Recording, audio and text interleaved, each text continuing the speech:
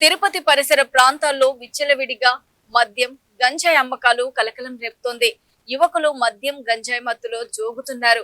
ఇటీవల తిరుపతి రూరల్ మండలం మంగళం ఎంపీపీ పాఠశాలలో యువకులు గంజాయి మద్యం సేవిస్తున్న దృశ్యాలు సోషల్ మీడియాలో వెలుగులోకి వచ్చాయి. ఇలాంటి వాటిపై పోలీసులు కఠిన చర్యలు తీసుకోవాలని ప్రజలు కోరుతున్నారు.